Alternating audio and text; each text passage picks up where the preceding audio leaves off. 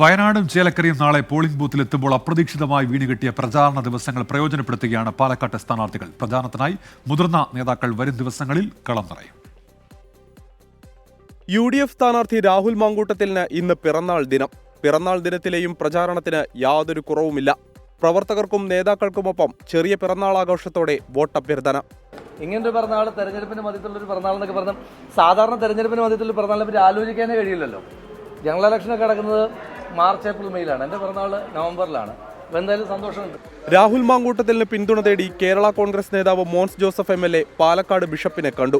മുനമ്പം വിഷയത്തിലെ ആശങ്കകൾ bishop അറിയിച്ചെന്ന് Mons Joseph പ്രതികരിച്ചു. മുനമ്പം പ്രശ്നത്തെ രാഷ്ട്രീയവൽക്കരിക്കാൻ ശ്രമിക്കരുതെന്നുള്ളതാണ് കേരള കോൺഗ്രസിൻ്റെ നിലപാട്. കാരണം ഇത് നമ്മുടെ നാട് മതേതരത്വത്തിൽ ഉറച്ചു നിൽക്കുന്ന ഒരു പാരമ്പര്യമാണ് കേരളത്തിനുള്ളത്. അതൊന്നും തകർക്കാൻ ഇടവരുത്തുന്ന നിലയിലേക്ക് രാഷ്ട്രീയ പ്രസ്ഥാനങ്ങൾ ഇറങ്ങി വോട്ട് പിടിക്കുന്നതിന് വേണ്ടിയിട്ട് ഇതൊക്കെ ഒരു മുതലെടുപ്പ് നിലയിലേക്ക് പോകുന്ന ഒരു സാഹചര്യത്തോട് കേരള കോൺഗ്രസ് 1% പോലും യോജിക്കുന്നില്ല. ഡോക്ടർ പി സരിന്റെ പ്രചാരണം പിരായിരി, മാത്തൂർ പഞ്ചായത്തുകളിലൂടെ. NDA സ്ഥാനാർത്ഥി C കൃഷ്ണകുമാർ തുടങ്ങിയത് പട്ടിക്കരയിൽ നിന്ന്. കുടുംബയോഗങ്ങളിലും ഗൃഹസമ്പർക്കങ്ങളിലുമായിരുന്നു C Krishnakumar. Palakkad press club സംഘടിപ്പിച്ച മീറ്റ് ദ പ്രസ് പരിപാടിയിലും C കൃഷ്ണകുമാർ പങ്കെടുത്തു. പാലക്കാട് ഉപതെരഞ്ഞെടുപ്പിൽ സീറോ മലബാർ സഭയ്ക്ക് സമദൂര നിലപാടെന്ന് പാലക്കാട് രൂപതാ ബിഷപ്പ് മാർ പീറ്റർ കൊച്ചുപുരയ്ക്കൽ. ഒരു മുന്നണിയോടും അകൽച്ചയോ കൂടുതൽ അടുപ്പമോ ഇല്ലെന്നാണ് പ്രതികരണം. ഒരു രാഷ്ട്രീയ പാർട്ടികളോടും അമിതമായ അടുപ്പമോ അമിതമായ അകൽച്ചയോ ഇല്ല എന്ന് മാത്രമേ ഞാൻ പറഞ്ഞിട്ടുള്ളൂ. അത് സഭയുടെ നിലപാട് തന്നെയാണ്.